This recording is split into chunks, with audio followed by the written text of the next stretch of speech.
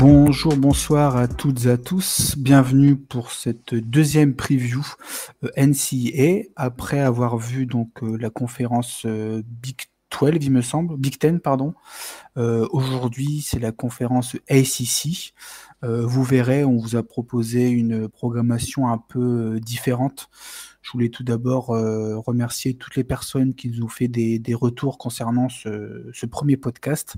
On a eu beaucoup de retours positifs, ça fait extrêmement plaisir. On a eu quelques critiques très constructives au niveau de la preview. C'est pour ça qu'on a essayé d'améliorer un petit peu, pour essayer de faire plaisir à tout le monde. Mais avant de rentrer plus en détail, je vais vous représenter mes deux amis qui sont là aujourd'hui une nouvelle fois pour présenter cette conférence. Donc tout d'abord, mon ami Rosu. Salut Rosu, comment tu vas? Salut à tous, ça va très bien, merci. Top. Et le suivant, toujours le fan numéro 1 du Texas, des Texas Longhorns, de la meilleure université du pays. C'est mon ami Bertrand. Salut Bertrand, comment tu vas? Eh bien, salut à tous et toutes. Et ben, moi, ça va très bien, merci. Top. Alors, pour entrer plus en détail donc, dans cette nouvelle programmation, on a décidé de le faire en deux parties. Encore une fois, on va toujours essayer d'être bien concis au niveau de nos présentations. Le but, ce n'est pas de vous faire un live bien détaillé de 3 heures sur chaque équipe.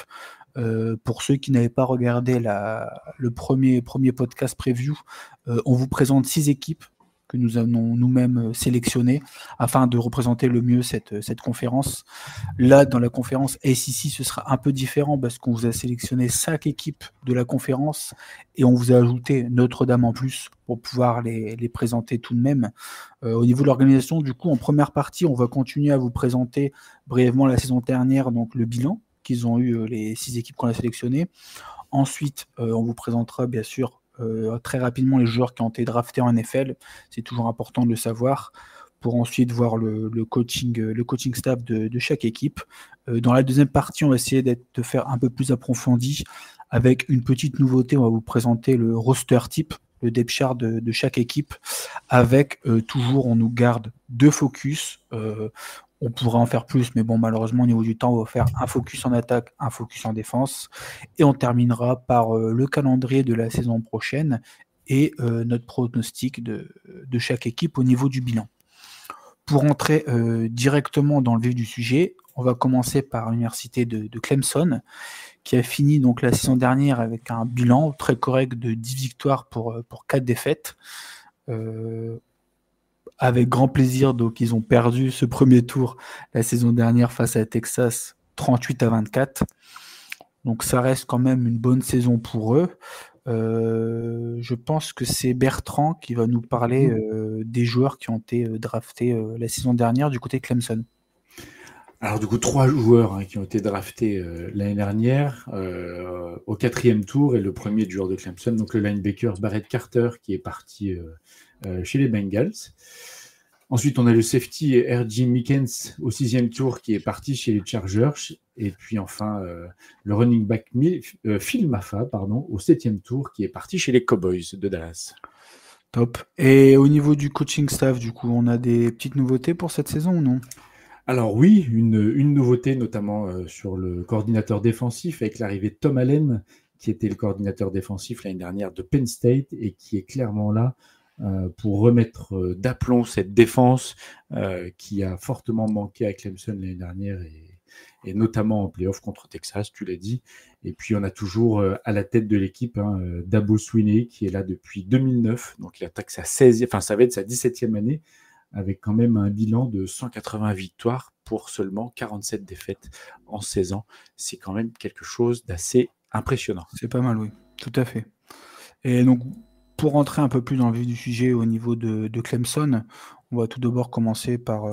je vais commencer par vous présenter donc, le roster offensif. Et un joueur qui va être très attendu la saison prochaine, c'est le quarterback Cade Klubnik, qui est même annoncé assez haut pour la draft NFL de la saison prochaine. Est-ce que tu pourrais, Bertrand, nous détailler un peu plus le profil du joueur? Ah oui, alors Caleb Klubnik, du coup, qui effectivement revient une saison de plus, qui va être clairement très expérimenté, et qui, je pense, pour la classe QB, si ce n'est pas l'un des meilleurs, en tout cas dans le top 5 des classes QB de l'année prochaine. et qui répond en plus à un style de passe que les scouts en NFL adorent, qui est en même temps un passeur et qui est mobile, qui peut bien rentrer dans les schémas spread un peu éclatés, avec des poches qui bougent, avec des courses aussi régulièrement, parce qu'il est quand même assez mobile. On est sur une morphologie, il est assez grand quand même, 1m88 pour 95 kg, ce qui pour un QB est quand même assez honorable. Ses stats l'année dernière, qui sont quand même assez importantes, 3639 yards à la passe, 36 TD pour seulement 6 interceptions. En college football, seulement 6 interceptions, c'est quand même à noter. On voit qu'il a un bras et des qualités athlétiques vraiment costauds. Une marge de progression encore aussi assez impressionnante, avec un potentiel qui devrait cette année continuer en tout cas. Et clairement, Clemson, je crois, ne cache pas ses ambitions et vise le titre cette année. Ils sont pas là. Ils annoncent en tout cas qu'ils sont pas là pour rigoler. Et qu'ils sont là pour revenir un petit peu le titre qu'ils ont gagné il y a quelques années. On parle de Cade Klubnik quand même comme un peu dans la même mouvance que Deshaun Watson et puis Trevor Lawrence. Donc on est sur les mêmes stats en tout cas. Donc on va être clairement sur le top 3 de la faculté, de cette fac au niveau historique. Donc il va pouvoir peaufiner son jeu, améliorer ses prises de décision, notamment sous pression, et devenir un candidat sérieux en tout cas pour la NFL l'année prochaine. On est d'accord là-dessus. Et pour revenir un peu plus en détail sur le depth chart offensif, leur force pour bien compléter le quarterback, ça reste leur squad de receveurs. Ils ont quand même deux bons running backs très corrects, Jay Haynes et Kate Adam Jr., qui, je pense, seront très utiles pour pouvoir justement réussir à garder un bon équilibre entre le jeu de course et le jeu de passe, qui est très fort, vous le savez, dans le football américain. Au niveau donc des trois receveurs stars de l'équipe, en receveur 1, nous avons Antonio Williams, qui est très attendu du côté Clemson, Brian Wetsko Jr. et TJ Moore, 3 receveurs qui étaient déjà présents la saison dernière. Il n'y a pas eu beaucoup de nouveaux arrivants quand même du côté de Clemson. On continue avec une bonne continuité. Le tight end sera sûrement Olsen Pat Henry. Au niveau de la ligne, nous avons deux très bons tackles avec Blake Miller et Tristan Late. Pour compléter le reste de la ligne offensive, qui est une ligne très correcte. Donc nous avons les deux guards Walker Parks et Dietrich Pennington. Et en center, du coup, nous avons Ryan Linthicum. Donc ces 5 joueurs de ligne qui restent les mêmes que la saison dernière. Au niveau de la défense maintenant, donc nous avons un peu hésité au niveau de la présentation du focus, parce que nous avons 2 très gros joueurs annoncés défensivement à la saison prochaine. Je pense qu'ils ont une des meilleures lignes défensives du pays, avec 2 joueurs très importants, Peter Woods, le defensive tackle, et le D-end TJ Parker, que tu vas nous présenter un peu plus en détail. Ah oui, un TJ Parker qui est clairement annoncé comme la recrue numéro 1, en tout cas sur Defensive End pour l'année prochaine. C'est le top 1. Et puis Peter Woods, on est dans le top 5. Donc effectivement, sur la D-line, ça va mettre beaucoup de pression. TJ Parker, déjà, 1m90, 142 kg. On est sur quelque chose d'extrêmement costaud. L'année dernière, 34 plaquages solo, 11 sacs. Et ça montre bien la force de cette defensive line, et notamment de lui. Il a un jeu de main qui est assez époustouflant. Il arrive à se libérer des blocs très très rapidement. Il a un jeu en même temps très subtil et en même temps très frontal. Alors c'est un peu contradictoire de le dire comme ça, mais son physique fait qu'il peut faire du bull rush très efficace, et en même temps il a cette faculté à pouvoir sortir du bloc très facilement. Un des meilleurs pass rushers de toute façon du college football l'année prochaine, clairement. On a l'impression que ça fait 10 ans qu'il joue en college football. C'est un vétéran en termes de lecture de jeu, de pression sur le jeu. Clairement, Clemson va avoir une grosse defensive line, et à contenir, ça va être très difficile. Et puis clairement, on est sur un joueur qui va être drafté très haut l'année prochaine. Je m'avance peut-être un petit peu en disant qu'il va être dans le top 10. Ça dépendra des besoins des équipes NFL l'année prochaine. Mais clairement, il va avoir un impact tout de suite en NFL, très très rapide. On est sur quelque chose d'extrêmement solide. C'est sûr qu'un peu à l'image d'un Bull Carter qu'on a eu la saison dernière, il risque d'avoir, c'est des joueurs qui sont très recherchés en NFL et qui risquent de tomber très très haut quand même. Pour compléter un peu du coup au niveau de cette ligne défensive, donc ces deux monstres sont accompagnés donc de Demonte Capehart, le defensive tackle qui était déjà présent l'année dernière. Et donc le quatrième, donc c'est une nouvelle recrue qui vient de Purdue, Will Helt. J'espère que je prononce bien les noms. Il m'en excuse si jamais je prononce mal leur nom ou prénom.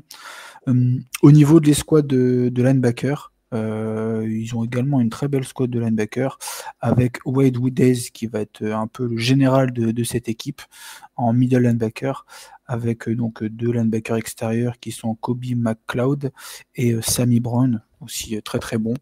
Au niveau des cornerbacks, nous avons Avion Terrell, le cornerback numéro 1, qui est également un des meilleurs cornerbacks du college football, accompagné de Ashton Hampton, qui est un très très bon cornerback numéro 2. Et au niveau des safety, un duo de safety très correct également. Callon Griffin et Khalil Barnes, c'est pas le top du top en college football, mais ça reste très correct. À présent, donc je vais vous détailler un peu leur calendrier pour la saison prochaine. Comme ça, on aura une vue un peu plus large pour ensuite vous présenter le bilan. Et ils vont commencer directement avec un très beau duel, un très beau match en week 1 où ils vont recevoir LSU. On s'attend à un match très intéressant. Pour ensuite donc recevoir Troy.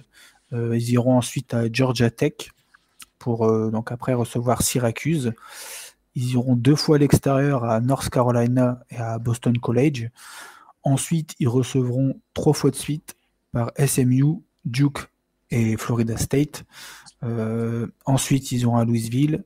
Ils recevront Furman et ils termineront par l'équipe favorite de Rosu à South Carolina.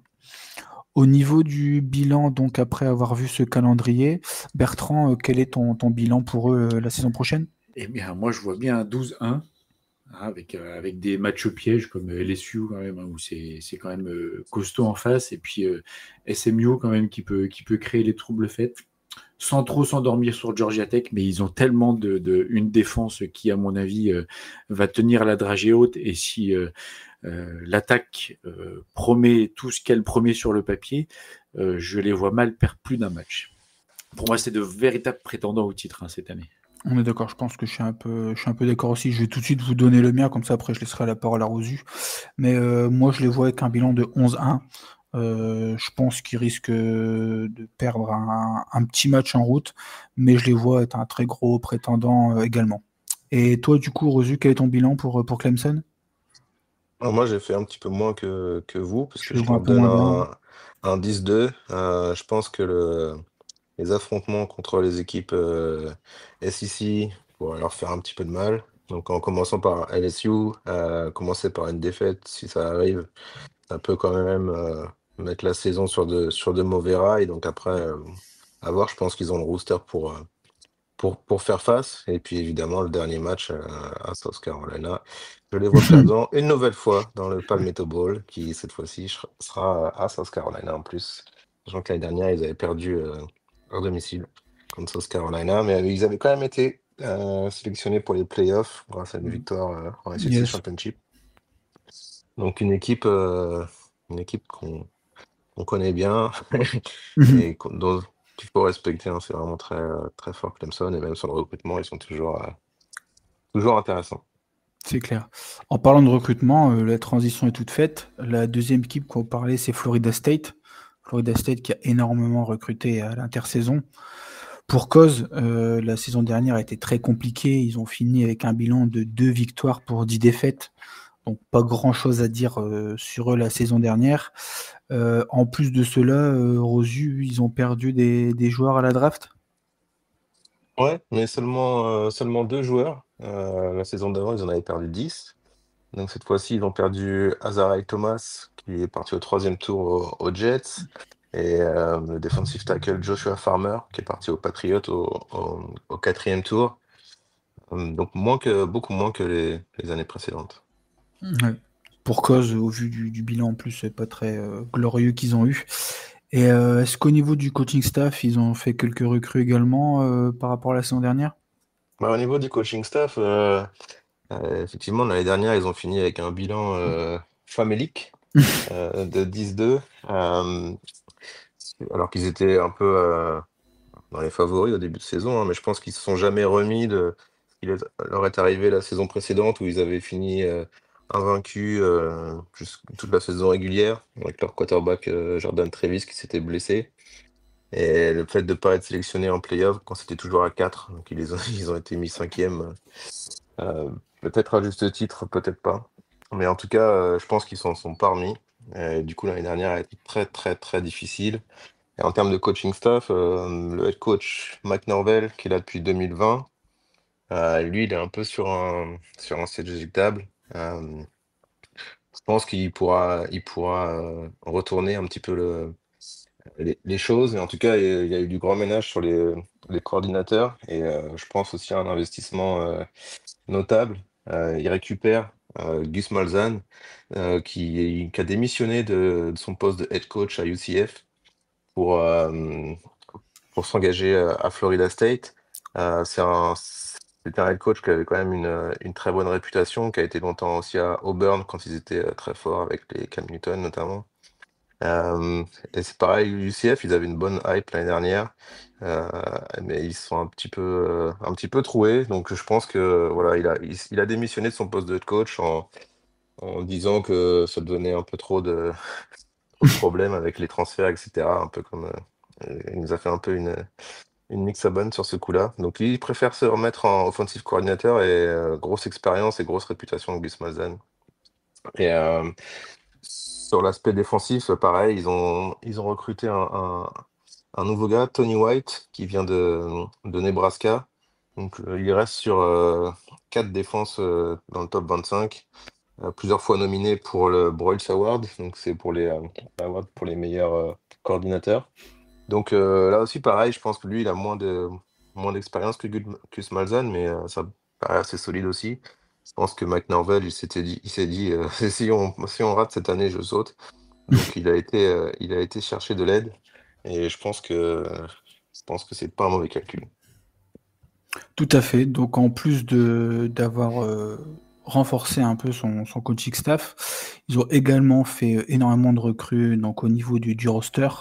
Sur le roster type pour la saison prochaine, en attaque, ils ont quand même 8 nouvelles recrues. C'est quand même pas mal.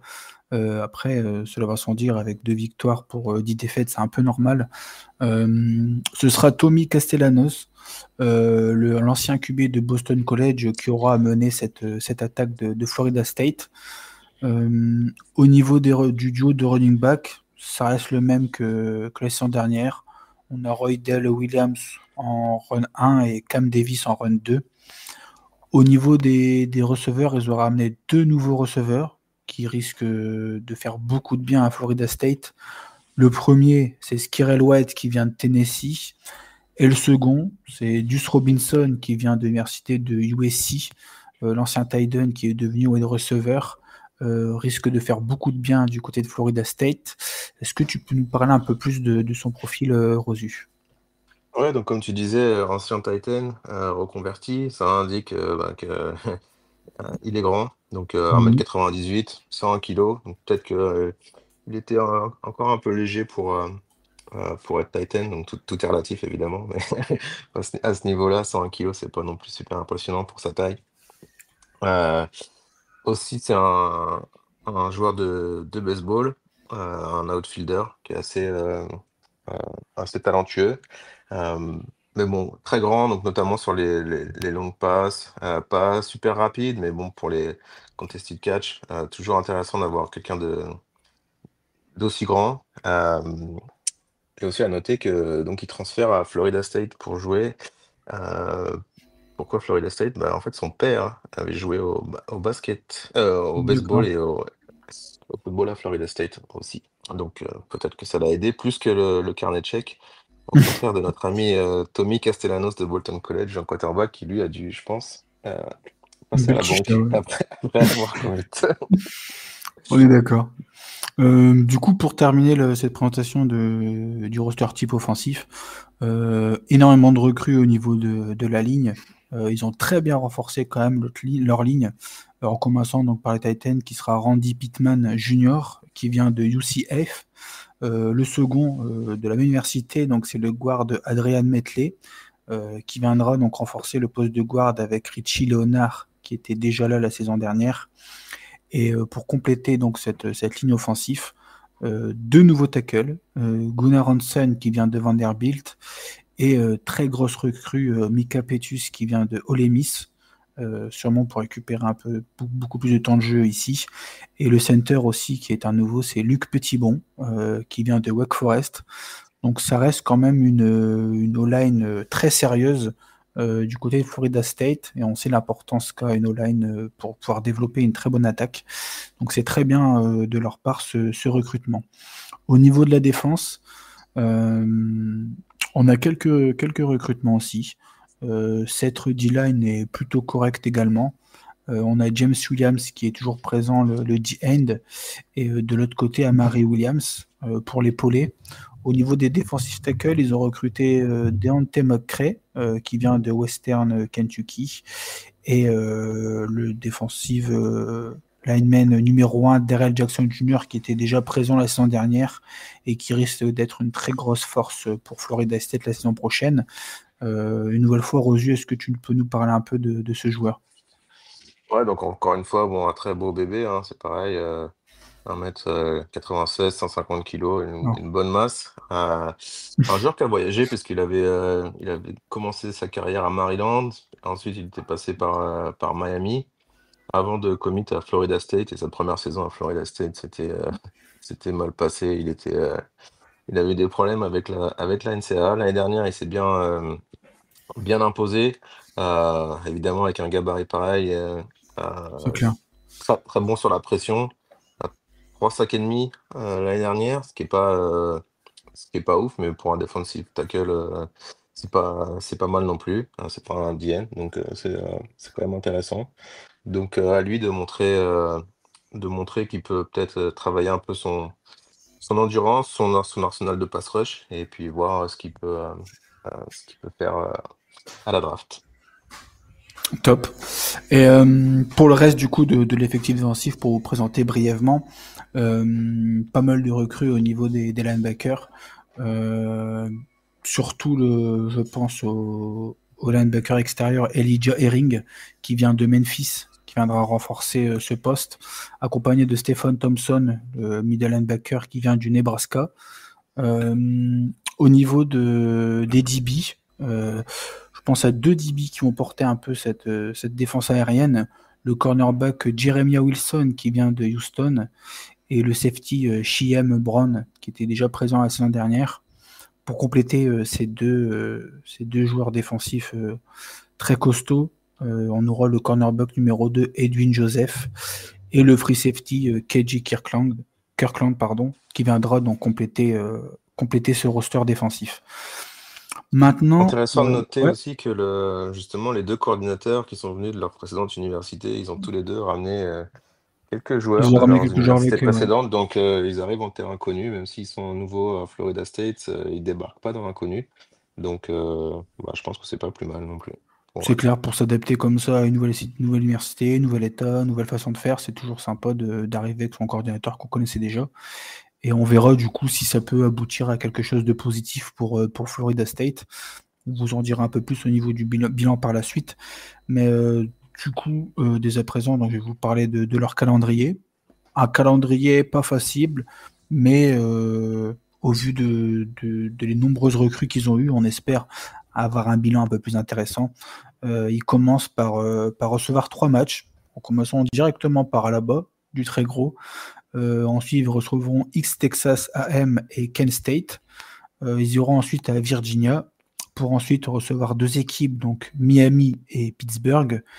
Ils se déplaceront ensuite à Stanford pour recevoir Wake Forest, aller à Clemson, ça risque de pas être très facile, pour ensuite recevoir Virginia Tech et finir donc par 2 déplacements à NC State et Florida. Ça risque pas être facile non plus, 2 déplacements comme ça à la fin du calendrier. Mais donc du coup, Rosu, quel est ton bilan pour Florida State? Je leur ai mis un bilan de 8-4. Il faut quand même saluer la difficulté de leur calendrier, même s'ils ont 2 matchs un peu faciles au début. Le reste, c'est quand même sévère. Alabama, Miami, Clemson et finir par Florida à Florida.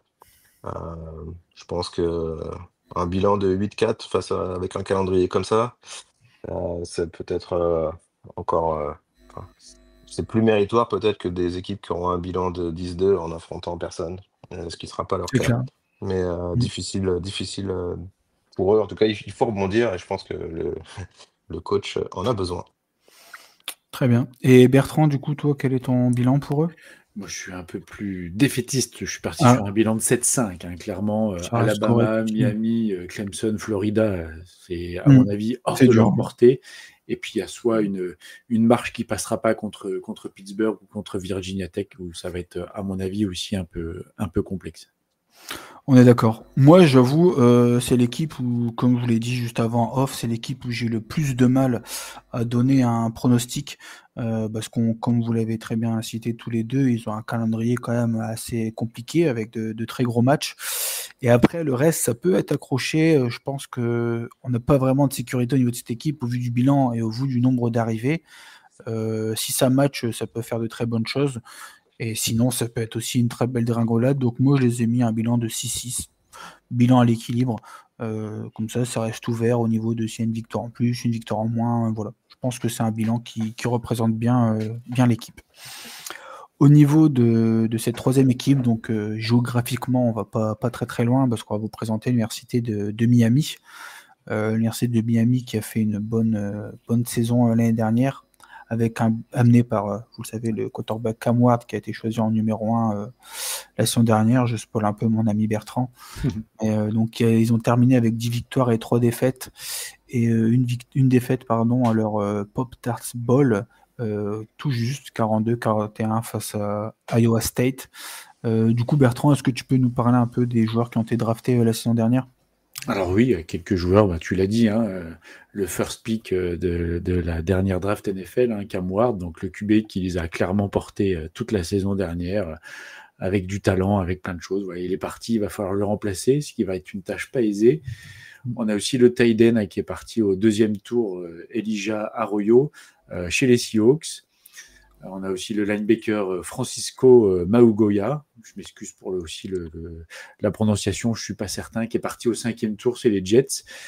On a aussi un offensive line, Jaled Rivers, qui est parti aussi au 5e tour chez les Bengals. Et puis on a eu leur receveur aussi, Xavier Restrepo, qui a fait de bonnes choses l'année dernière, mais qui n'a pas été drafté, lui, et qui est parti en tant que free agent, en agent libre chez les Titans.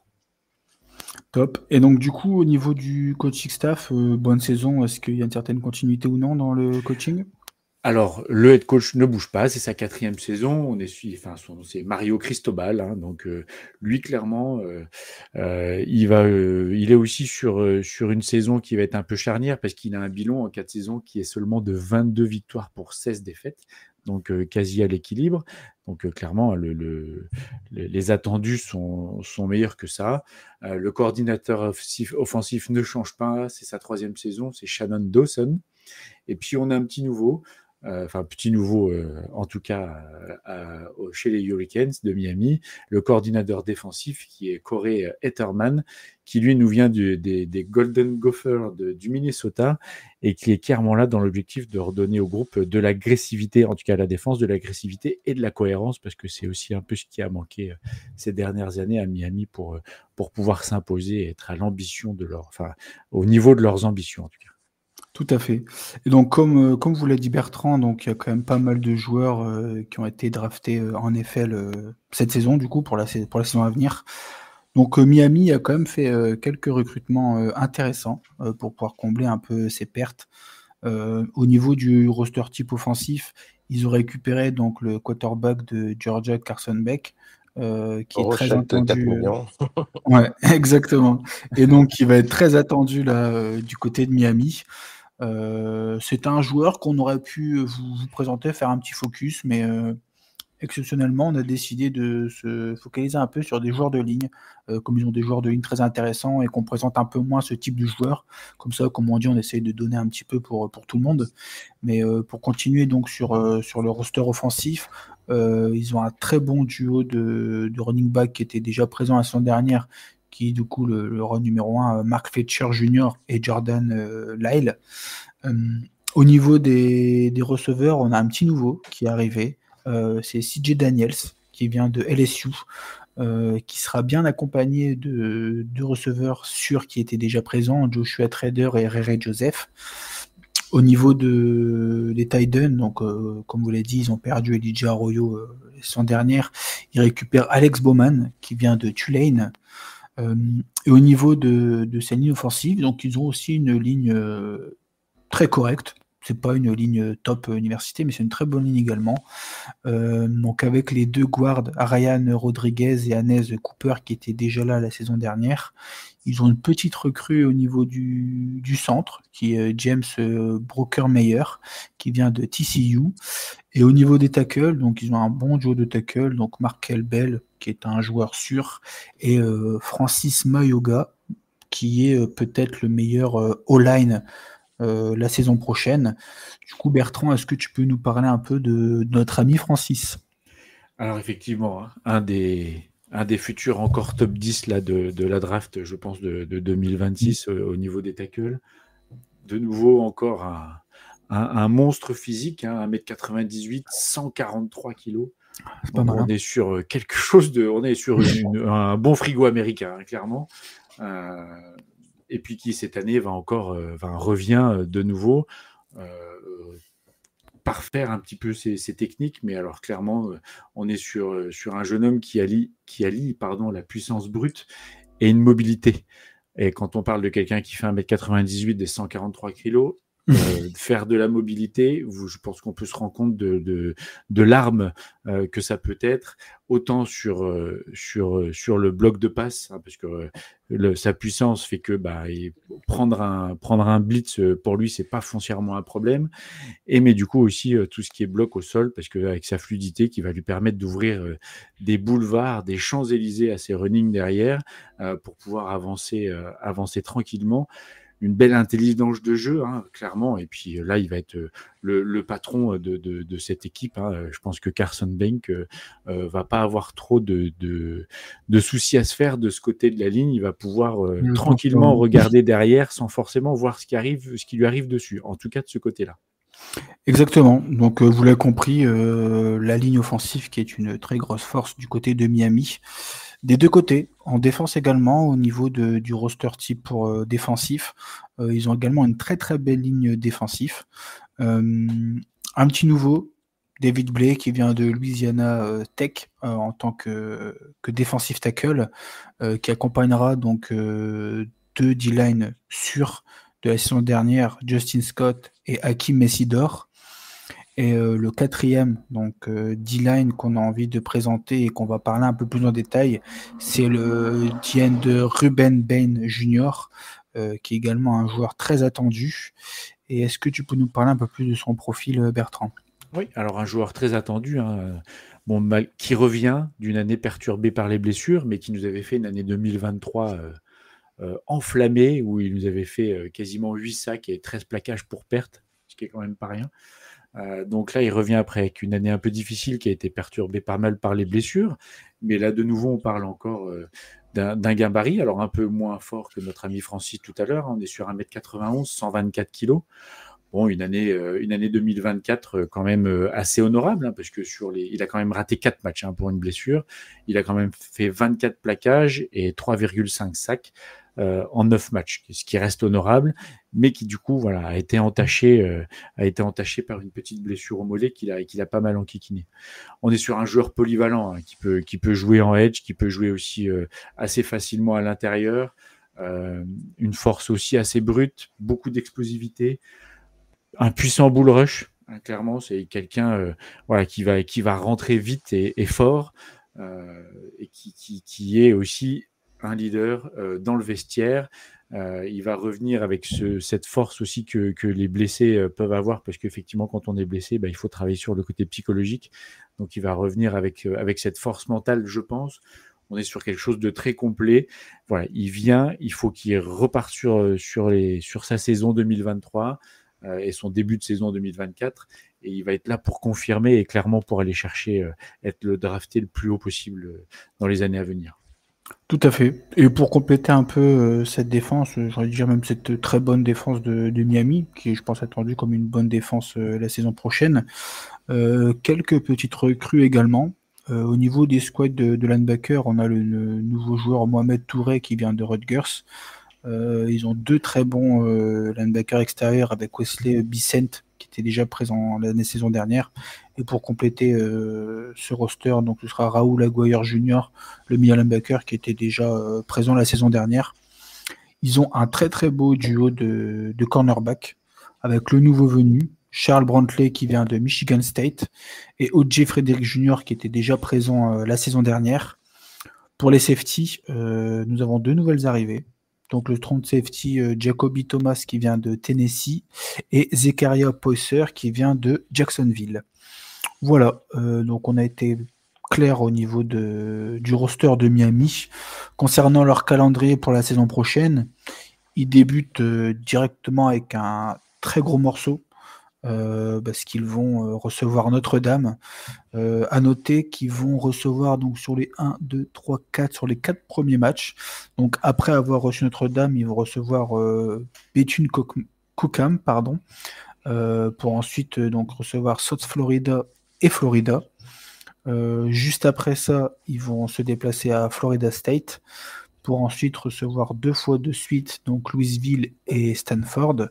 Ils iront ensuite à SMU pour ensuite donc recevoir deux équipes, donc Syracuse et ensuite NC State, et ils vont terminer donc par 2 déplacements à Virginia Tech et à Pittsburgh. Au niveau de ton bilan pour cette équipe, Bertrand, qu'est-ce que tu en penses là de Miami? Eh bien, moi, je pars sur 9 victoires et 3 défaites. Je pense que les matchs contre Notre-Dame, clairement, ça va être très compliqué. Contre Florida aussi, parce que Florida, c'est quand même très, très costaud l'année prochaine. Et puis, forcément, une défaite contre un prétendant de l'SEC, pas forcément très simple. Alors, voilà. Et puis surtout... moi, ce qui m'inquiète, c'est surtout la santé de Carson Beck, qui avait fini quand même la saison dernière complètement rincé, blessé d'ailleurs contre Texas pour la peine, même s'ils avaient ils avaient gagné contre Texas en finale SEC, il avait fini complètement rincé. Il était d'ailleurs sorti sur KO parce qu'il avait pris un gros choc. Donc il y a ce curseur mystère, on va dire, qui ne me donne pas très confiance, surtout qu'il a pris 4 millions. Je pense que s'il n'est pas bien entouré, ça risque de partir un peu en cacahuète. Et on sait que Miami n'est pas une fac réputée qui est réputée justement pour pas mal de soucis extrasportifs avec ses joueurs. Donc, je suis pas sûr que ce soit le meilleur environnement pour qu'il revienne à son meilleur niveau. On est d'accord, mais je vais rebondir directement sur ton bilan parce que moi j'hésite un petit peu et j'ai mis un bilan de 10 victoires et 2 défaites. Je suis d'accord avec toi sur les 2 défaites. Je les vois perdre contre Notre-Dame et contre Florida, qui pour moi est bien plus costaud qu'eux. Ensuite, j'ai hésité, je pense, avec il y a des matchs quand même pièges au niveau de leur calendrier, avec des enchaînements de déplacements, etc. Donc je me suis dit, il va peut-être pouvoir accrocher une dernière défaite. Et puis avec un Carson Beck, comme tu le dis, qui est pas le mec le plus sûr non plus au monde. Après, au vu de leur ligne offensive qui est quand même plutôt correcte, ils ont un bon duo de running back. Ça peut essayer de combler un peu les petits problèmes qu'ils pourraient avoir. Donc du coup, pour l'instant, je vais rester sur un bilan de 10-2. Et toi, du coup, Rosu, qu'est-ce que tu en penses de cette équipe de Miami? J'ai mis un bilan de 9-3 compte tenu du roster. Ils ont quand même un calendrier où ils jouent beaucoup à domicile, même si pour le coup, je suis vraiment pas fan de les voir jouer au Hard Rock Stadium. Je trouve que ça manque un peu de l'ambiance du foot universitaire. Mais ouais, 9-3, bonne équipe, mais je les sens pas non plus casser la baraque. Donc voilà, mitigé pour Miami. Ok, bon, encore une fois, on est à peu près d'accord au niveau de ce bilan. Donc pour vous présenter donc l'équipe suivante, on a décidé de vous mettre en avant North Carolina. On entend beaucoup parler d'eux cette saison, enfin cette intersaison. Malheureusement, la saison dernière, ils n'ont pas fait une saison exceptionnelle avec 6 victoires pour 7 défaites. Ils ont perdu en plus leur bol derrière 27-14 contre Yukon. Rosu, du coup, il me semble que c'est toi qui vas nous présenter un peu les joueurs qui ont été draftés de North Carolina. Ouais, bah ça va être assez Un, rapide, ouais, hein, puisque le seul qui a été drafté, c'est Omarion exactement. Hampton, le running back, qui est parti aux Chargers au premier tour. Donc c'est toujours intéressant pour un running back en plus d'être pris au premier tour. Donc on lui souhaite d'être important en NFL. Belle hype en Mais plus autour de lui pour le coup. ouais, Beau ouais, mais profil. mérité, je Mm. pense. Mais par contre, ils ont quand même perdu beaucoup de joueurs seniors qui sont allés en undrafted free agent, notamment sur la ligne offensive, Willie Lampkin, qui était un gabarit assez petit, mais intéressant, le Titan Bryson Nesbitt, et surtout un peu l'âme de la défense qui était Power Echols. Donc beaucoup de changements à North Carolina. Et en parlant de changement, justement, encore une fois, la transition est toute faite au niveau du coaching staff. Est-ce qu'on a des petits changements du côté de North Carolina par hasard? Tout petit changement. L'ancien coach Mac Brown, que vous connaissez bien du côté de Texas, parce Exactement. qu'il est venu de North Carolina à Texas, puis revenu à North Carolina, a décidé de prendre une retraite bien méritée. Euh, et donc, ils ont fait un peu l'acquisition coaching de l'année, un peu surprenante, en prenant Bill Belichick. Euh, Soit, à mon avis, discutable. Donc, on verra ce que ça donne. Ils ont pris aussi donc tout un nouveau coaching staff, évidemment. Donc, en offensive coordinateur, Freddy Kitchens, qui est un ancien coach en NFL, notamment avec les Browns et avec les Giants. Donc, voilà, ils veulent faire une équipe NFL à North Carolina. Et, euh, et en defensive coordinator, donc le fils d'eux, Steve Belichick, ancien Patriot, évidemment. Bon, apparemment, il y a des, des choses dans le contrat de Bill qui feraient que il passerait la main à Steve. On verra ce que ça donne. Euh, bon, il n'est pas tout jeune non plus, notre ami Bill Belichick, donc je pense pas qu'il va tenir très longtemps, surtout On est si ça d'accord. part assez vite en cacahuète. Euh, à noter, quand même, dans le staff, le general manager Mike Lombardi, qui était aux Patriots aussi, ancien journaliste qui commentait pas mal de choses pour la draft, etc. Donc eux, ils sont vraiment venus en se disant, bon, la NCAA a changé, c'est devenu un peu comme une NFL bis, et donc on va la traiter comme telle. Beaucoup de changements, donc bon, peut-être que la première année, il faudra un peu d'adaptation, mais c'est un coup à tenter en même temps. Ça détonne en tout cas dans le paysage de la NCAA, et c'est bien d'avoir des choses comme ça à surveiller. On est d'accord. Et donc, du coup, en parlant de changement, au niveau du roster, il y a eu énormément de changements aussi. À l'image de Florida State, donc il y a eu pas mal de nouvelles recrues au niveau du roster type pour la saison prochaine. À commencer par le quarterback, le nouveau quarterback qui est Joe Lopez, qui vient de South Alabama. On sait le lien un peu particulier qu'il y avait entre Bill Belichick et Tom Brady. Est-ce qu'il pourrait faire du bien à Joe Lopez? En tout cas, Rosu, est-ce que tu peux nous parler un peu plus du profil de ce quarterback? Bah, c'est un joueur dual threat qui a réussi à faire parler de lui à South Alabama. C'est un joueur qui est originaire d'Alabama, qui avait assez peu d'offres de bonnes écoles quand il est sorti du lycée, donc il est resté à la maison. Et bon, il y a un peu de hype parce qu'il vient il vient chez Bill Belichick, mais Mm. personnellement, je suis pas complètement convaincu pour l'instant, surtout que North Carolina, il devra aussi batailler avec Max Johnson, qui devait être le QB starter l'année dernière et qui s'était fait détruire le genou au premier match, alors qu'il était senior, je crois. Il avait attendu sa place pendant longtemps. Donc lui, bah, je pense qu'il se battra pour avoir sa place. Et le quarterback qui avait commencé l'année dernière, enfin qu'il avait remplacé l'année dernière, Connor Harrell, qui est parti lui en transfert.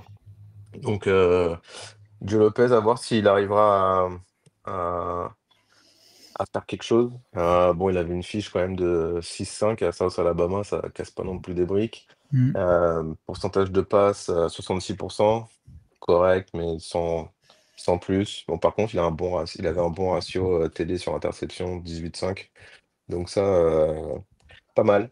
Donc, on va donner sa chance au produit, comme dirait l'autre. Mais, Exactement. bon, beaucoup de changements, donc ça va être dur pour lui. Également, ça va être, comme on l'a dit justement pour Florida State, c'est tout rien qu'on a énormément de nouveaux joueurs comme ça. Euh, En parlant de nouveaux joueurs, ils ont récupéré le running back Benjamin Hall qui vient de Michigan, donc il viendra aider Davion Goz, le running back qui était déjà présent la saison dernière. Au niveau des receveurs, ils ont toujours Kobe Pessour qui était déjà présent. Et pour l'accompagner, ils ont deux nouveaux receveurs. Asia Johnson qui vient également de Michigan et Nathan Leacock qui vient de Tennessee. Le tight end, lui, reste le même que la saison dernière, donc c'est Jake Johnson. Pour la ligne offensive, ils ont 3 nouvelles recrues, dont le très bon guard Chad Lindbergh, très attendu, qui vient de Rice. C'était très peu connu. Le second guard qui sera avec lui, qui vient de chez toi, me semble, Jack Moore, qui vient de South Carolina. Et au niveau du center, ça reste le même que la saison dernière, Austin Blask. Et le duo de tackle, qui reste un duo de tackle correct, moyen correct. Trevion Green, qui était déjà là la saison dernière, et Will Austin, qui vient tout juste d'arriver de Jacksonville. Concernant la défense, par contre, alors là, c'est toute la défense a quasiment changé au niveau des titulaires, surtout sur la ligne défensive. Deux nouveaux tackles, CJ Mims qui vient de X Carolina et Dantre Robinson qui vient de Florida. Ils ont également récupéré Smith Wilbert qui vient de Penn State. Et Price Yates, très attendu, qui vient de Yukon. Est-ce que tu pourrais nous parler un peu plus de ce joueur, Rosu? Ouais, Price Yates, qui aura la lourde tâche de remplacer Bo Atkinson, qui a transféré à Ohio State. Donc lui aussi, un nouveau qui vient de Yukon. C'est intéressant de noter qu'il avait été MVP du bowl contre UNC. Peut-être qu'il s'était fait un peu remarquer comme ça. Euh, Beau bébé, 1m93, 120 kilos.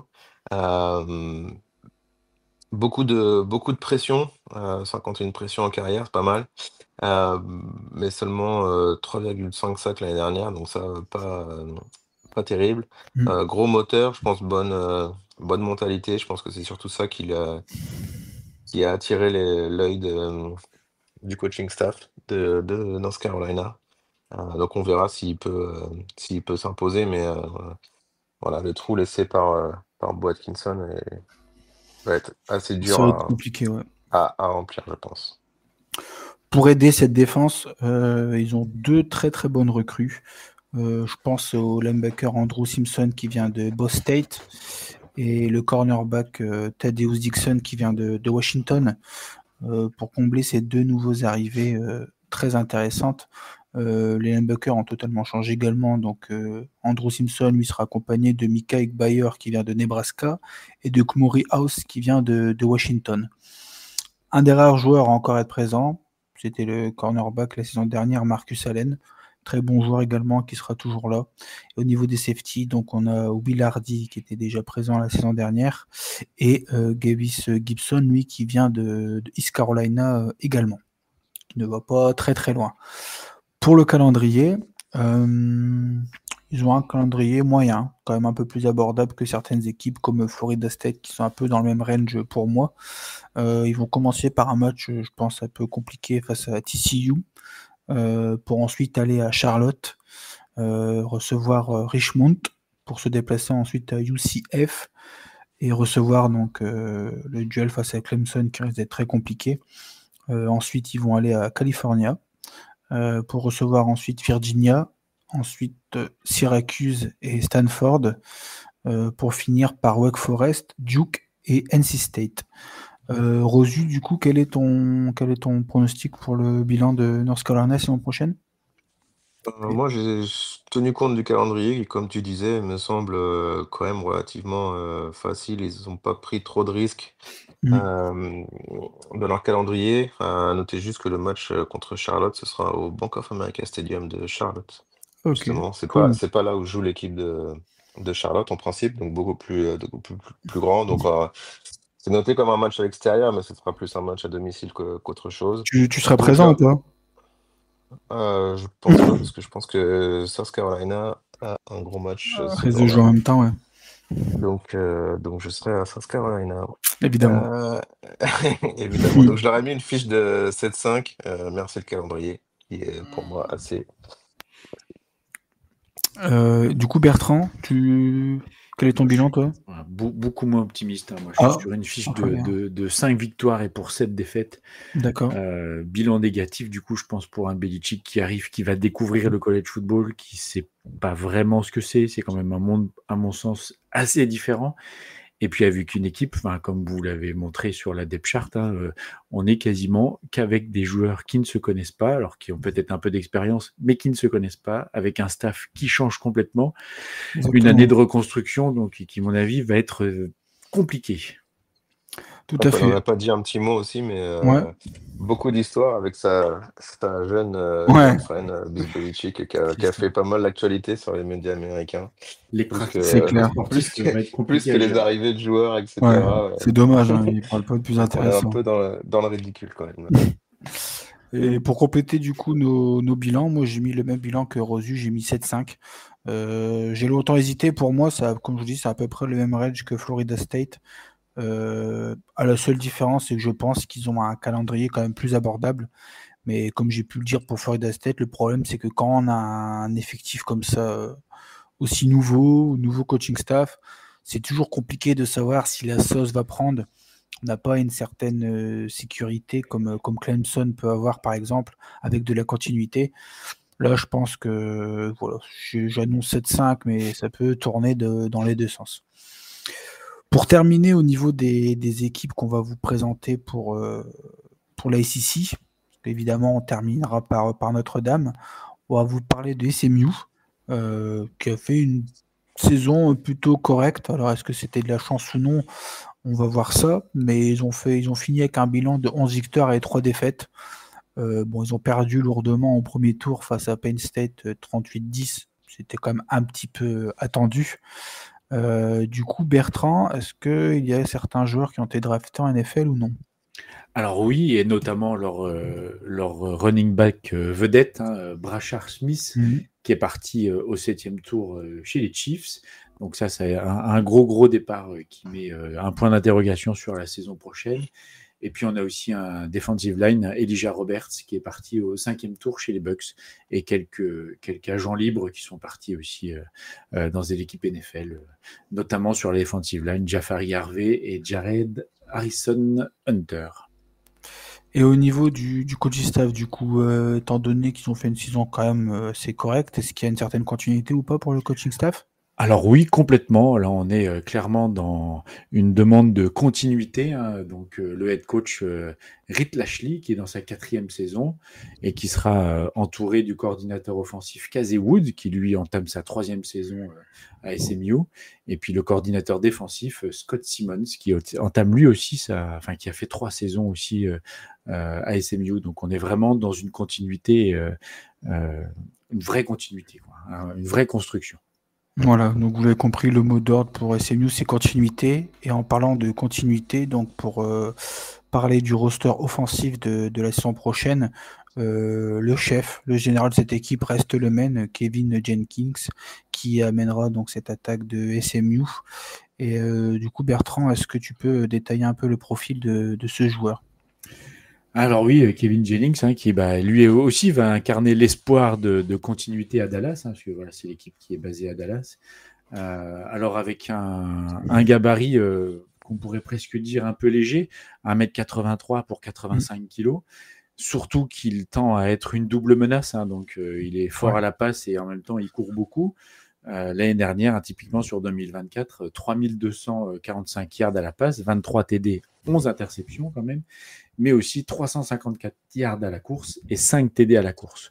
Donc on voit bien que c'est un profil un peu atypique parce que ça manque peut-être un petit peu de consistance physique, notamment s'il veut aller chercher des gros linebackers à la course en college football, mais une double menace. Et puis on a pu voir l'année dernière que il était capitaine d'équipe, il avait un calme assez olympien, avec une bonne lecture de jeu, un timing quand même très très très bon, et notamment sur les trajectoires très très longues.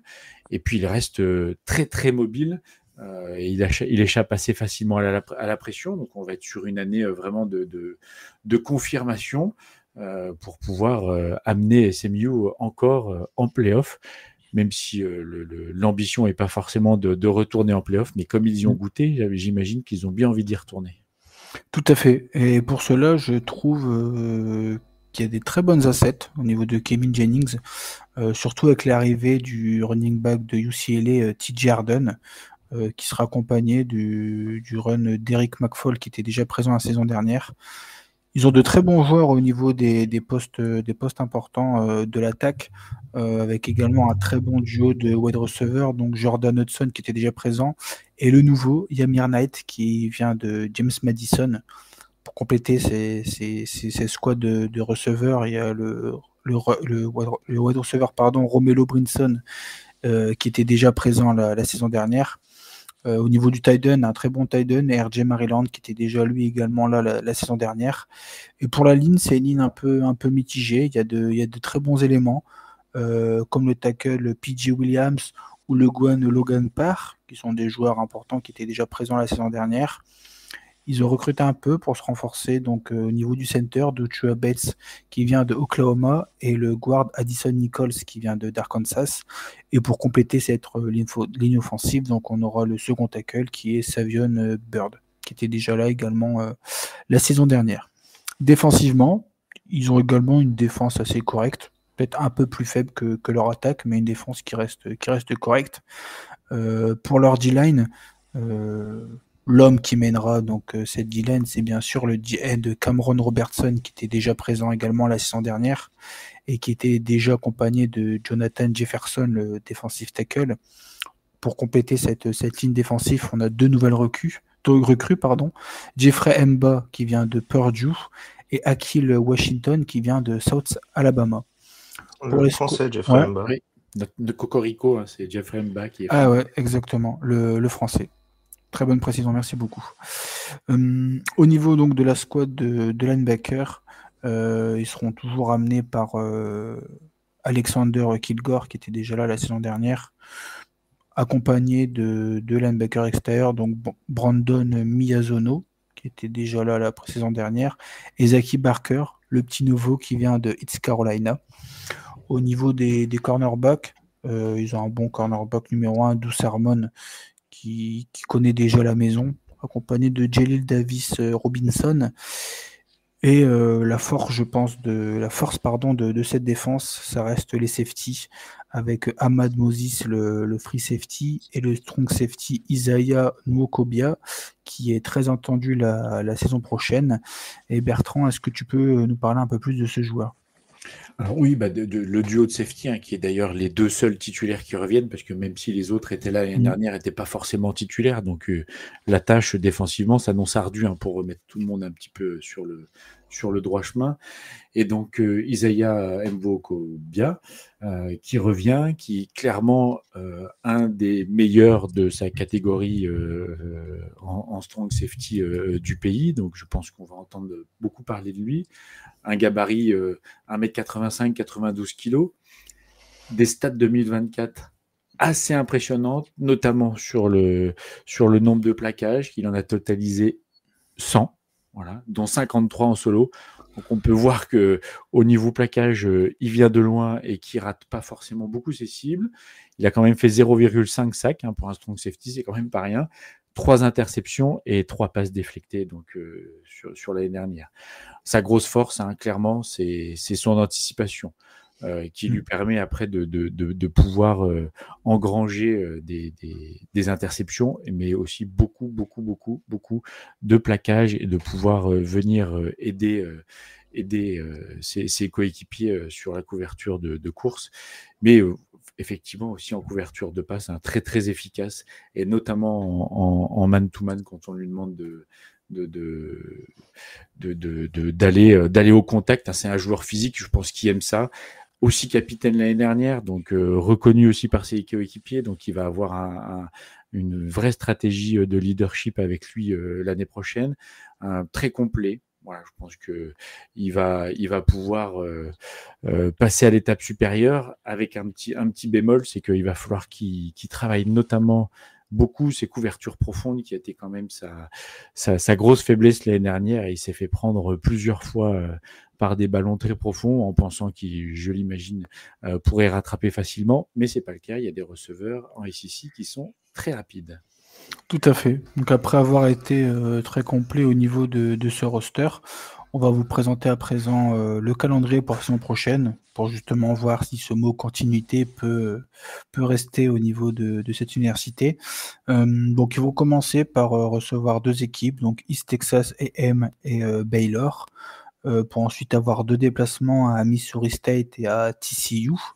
Ils recevront ensuite 2 fois d'affilée Syracuse et Stanford, pour ensuite avoir 2 déplacements un peu compliqués. Donc un premier à Clemson, le suivant à Wake Forest. Ensuite, ils recevront Miami pour se déplacer à Boston College, et ils termineront par une réception de Louisville et un déplacement à California. Ça reste un calendrier mitigé. Il risque d'être un peu compliqué pour eux ou non. Bertrand, qu'est-ce que tu en penses, toi, au niveau de ce bilan ? Et moi, je les vois avec 9 victoires et 3 défaites, et 3 défaites clairement contre Clemson, Miami, et je pense contre Louisville aussi. Ok, bah écoute, je vais tout de suite donner mon bilan, parce que j'ai le même bilan. Pour moi, 9-3. Je reste également positif sur SMU. Je les vois perdre contre Clemson et Miami. Ensuite, j'hésite un peu. Ils peuvent essayer de faire accrocher Louisville, TCU, c'est à voir. Mais je les vois également faire un bilan de 9-3. Pour toi, Rosu, tu les vois bien également ou un peu moins bien ? Je les vois globalement corrects, mais bon, moi je trouve que ouais, SMU l'année dernière, ils avaient un peu la hype. Pour rendre à César ce qui lui appartient, c'était leur première année, je crois, en SEC, après être venu de l'American Conference. C'est une équipe, comme tu disais, qui vient de Dallas, donc une équipe qui joue dans une ville NFL. Et du coup, bon, stade relativement petit, on va dire, ouais, tout est relatif, bien entendu, mais une équipe de grande ville. L'année dernière, effectivement, ils ont fait une saison un peu surprenante. Personne les donnait à ce niveau-là. Ils ont perdu en saison régulière contre BYU, ce qui est pas non plus une honte, mais derrière, ils ont eu des très grandes victoires. Par contre, dans la CT Championship, ils se sont fait désosser par Clemson, même si le score de 34-31 rend pas justice au match. Ils ont pris la foudre tout le début du match, et ils sont revenus quand Clemson a lâché un peu l'affaire pour préparer les playoffs. Et en playoffs, donc, où je pense qu'il n'aurait pas dû aller, ils se sont fait désosser par Penn State. Donc, voilà, pas de surprise. Donc je pense que voilà, le calendrier leur permet d'avoir une fiche intéressante. Mais quand on voit ce calendrier-là et le calendrier d'autres équipes, notamment South Carolina, pour pas la nommer, et qui n'a pas été en playoff. Bon. Donc voilà, c'était mon petit coup de gueule contre SMU, qui n'aurait jamais dû être qualifié en playoff. T'as bien raison, c'est le moment d'en parler. Donc on a été complet au niveau de l'ACC. La dernière équipe qu'on va vous présenter, qui fait partie de la conférence, c'est Notre-Dame. Notre-Dame qui a fait une énorme saison la saison dernière, qui est toujours aussi impressionnante, qui ont terminé donc avec un bilan de 14 victoires et 2 défaites. Évidemment qualifiés en playoff, donc ils ont gagné au premier tour face à Indiana 27-17. Ensuite, ils ont éliminé donc en quart de finale Georgia 23-10, et en demi-finale Penn State donc 27-24, pour ensuite donc perdre malheureusement en finale, comme on vous l'a déjà dit dans l'ancien podcast, face à Ohio State 34-23. Au niveau de ces changements et des joueurs qui ont été draftés en NFL, est-ce que tu peux nous parler un peu plus en détail, Rosu? Ouais, bon, pas mal de joueurs draftés à Notre-Dame, ce qui est logique compte tenu de leur Mm. performance. Notamment le corner Benjamin Morrison, qui était attendu, bon, même s'il a eu une grosse blessure, il a quand même été pris au deuxième tour. Le safety Xavier Watts, qui était apprécié de pas mal de gens. Linebacker Jack Kaiser, quatrième tour. Le DN Riley Mills, cinquième tour. Titan Mitchell Evans, cinquième tour. Et le quarterback Riley Leonard, qui était venu pour une saison de Duke, il me semble, qui a été pris au sixième tour avec un peu tous les autres QB qui avaient fait parler d'eux sans avoir spécialement des qualités extraordinaires pour la draft. Euh, donc, quand même pas mal de turnover, mais il y a du stock. Tout à fait. Donc, Et, très bien. ouais. Et donc le coaching staff, donc après avoir fait une très grande saison du head coach, je vais nous parler de lui un peu plus en détail. Mais est-ce qu'il y a des changements pour le coaching staff? Coaching staff, juste le nouveau defensive coordinator Chris Ash. En termes de defensive coordinator, on reste avec le même Mike Denbrock, qui quand même aura du boulot parce que le quarterback, donc Riley Leonard est parti. Il avait un style Tout à qui, je fait. pense, était quand même particulier et allait bien à son jeu. Donc on verra s'il arrive à faire la même chose avec le nouveau. Et le head coach, toujours Marcus Freeman, qui du coup, pas du tout en risque, hein, évidemment, compte tenu de cette très belle saison l'année dernière. Mais, mais il a quand même eu un peu chaud. C'était pas, ça soufflait un peu euh, s- dans les branches suite à la défaite un peu surprise qu'ils avaient eue contre Northern Illinois au début de saison l'année dernière, qui était leur seule défaite avant les playoffs d'ailleurs. Ouais, bref, ouais. Donc, bon, en espérant que cette fois-ci, ils évitent de chuter contre une petite équipe comme ça, mais comme quoi c'est toujours possible. Exactement. On verra donc si jamais nous on a repensé à la même chose pour le bilan de la saison prochaine. Mais comme tu l'as très bien dit, avec le départ de Riley Leonard donc à la draft, le questionnement, surtout en attaque, avec l'énorme attaque qu'ils ont, c'était au niveau du poste du quarterback. Pour le moment, c'est sûrement CJ Carr qui risque de récupérer ce poste, lui qui était déjà présent la saison dernière. Euh, Comment ne pas mettre en avant le running back Jeremiah Love pour commencer, qui sera accompagné d'un autre très bon running back aussi, Jadarian Price. Je l'ai déjà expliqué dans d'autres podcasts, même au niveau des NFL, l'importance qu'il y a d'avoir un très très bon duo de running back. Jeremy Love, qui est sûrement le running back numéro 1 la saison prochaine. Mais Rosu, je te laisse nous expliquer un peu plus son profil en détail.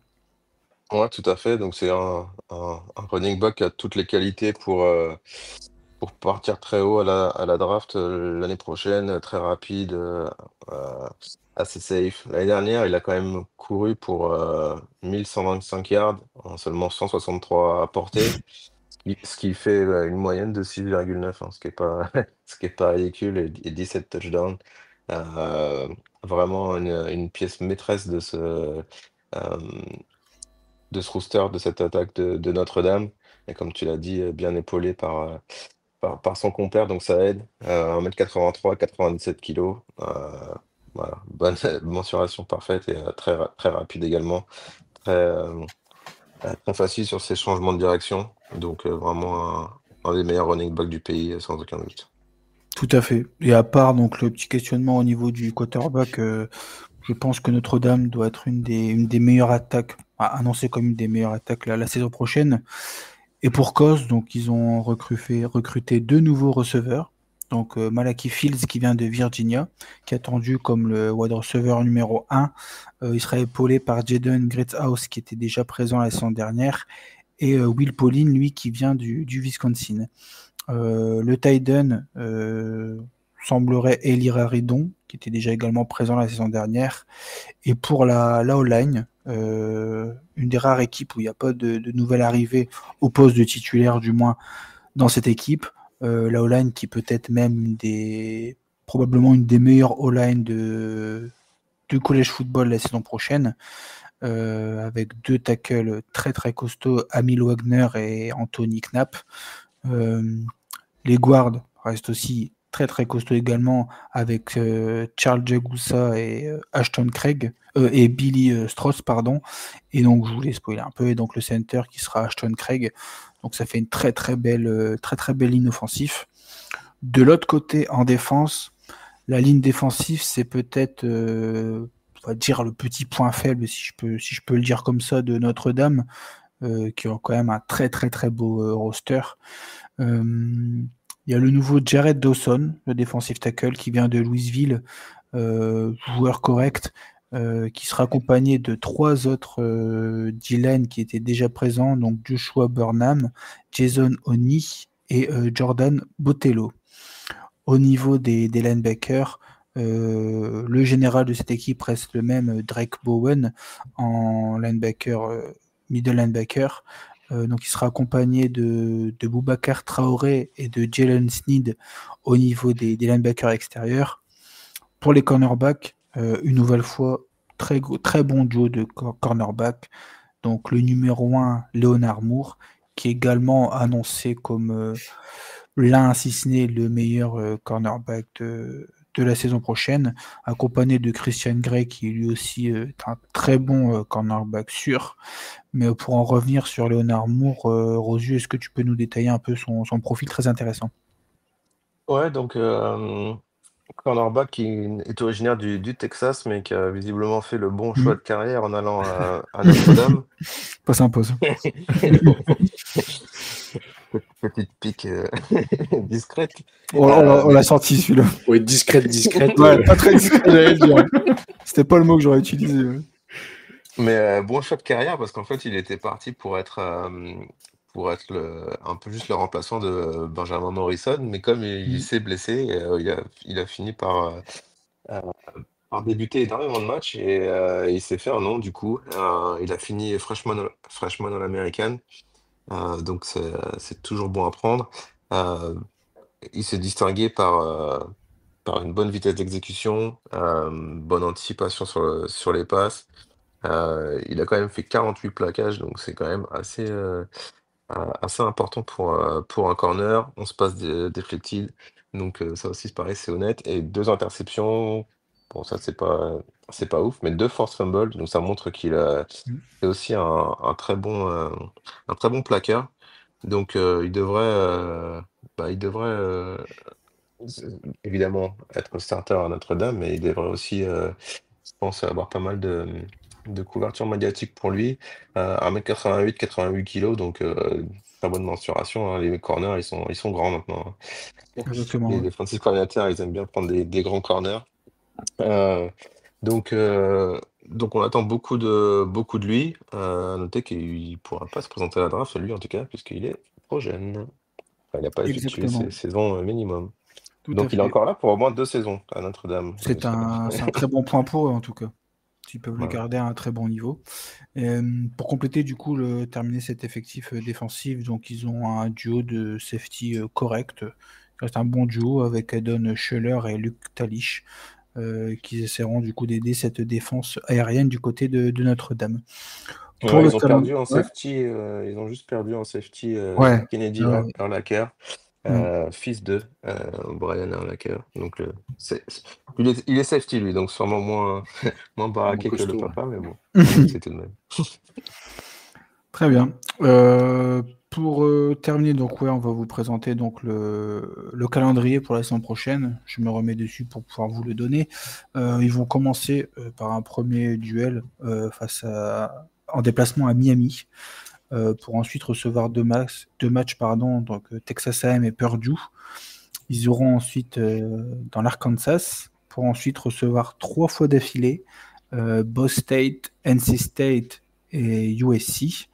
Ils iront ensuite à Boston College pour recevoir Navy, et en terminant les 3 derniers matchs par Pittsburgh, Syracuse et Stanford.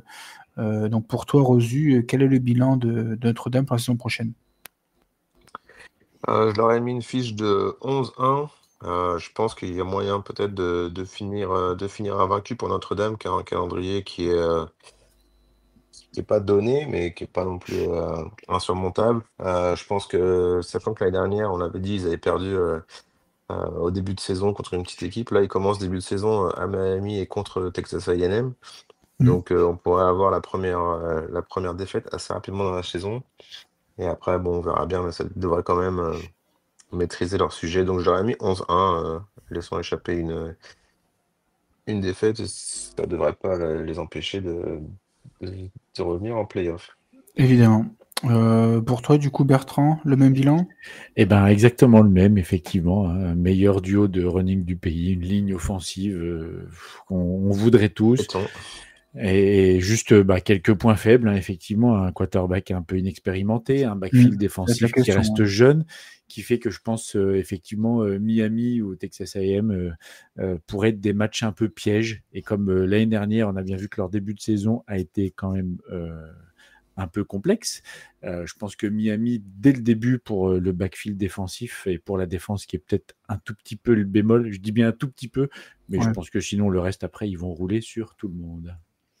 Exactement. Alors moi j'ai eu le même questionnement au niveau de ces deux équipes. Je pense que si ça arrive à passer Miami et Texas A&M, ça risque d'être une saison parfaite, saison régulière en tout cas. Donc moi je leur ai mis un bilan de 12-0. Je sens très bien Notre-Dame et je pense qu'ils font partie des favoris pour retourner essayer de gagner ce titre très convoité en tout cas. Voilà, donc merci beaucoup pour cette présentation.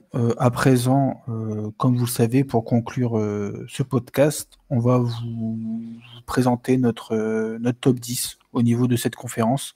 Donc vas-y Bertrand, je te laisse nous donner ton top 10 pour la saison prochaine. Eh bien, clairement, moi pour les SEC, Clemson. Clemson va survoler les débats à mon sens, donc premier de la division. La deuxième et troisième place pour moi se jouera entre Miami et SMU. Voilà, des prétendants, mais pas encore assez expérimentés pour aller chatouiller Clemson, qui a des ambitions très très importantes. En quatrième, Louisville, voilà, sur lequel il ne faut pas s'endormir. En cinquième, Georgia Tech aussi, qui a une bonne équipe avec beaucoup de retours de titulaires et notamment un QB Haynes King qui peut faire des miracles quand il a envie. En sixième, du coup, je serais parti moi sur Florida State. En septième, Pittsburgh. Huitième, Syracuse. 9e Duke et du coup en 10e Virginia Tech. Ok, et donc du coup toi c'est North Carolina qui est pas dans ton top 10, c'est bien ça? Exactement, année de reconstruction, je ne les sens pas du tout. Très bien. Bon, je vais me permettre de donner directement mon top 10 parce que j'ai à peu près le même que toi. En tout cas, le devant, les trois premières places, c'est les mêmes. Donc pour moi, ça va être Clemson qui va survoler cette conférence avec Miami en 2 et SMU en 3. Là, j'ai trois équipes pour moi qui auront le même bilan.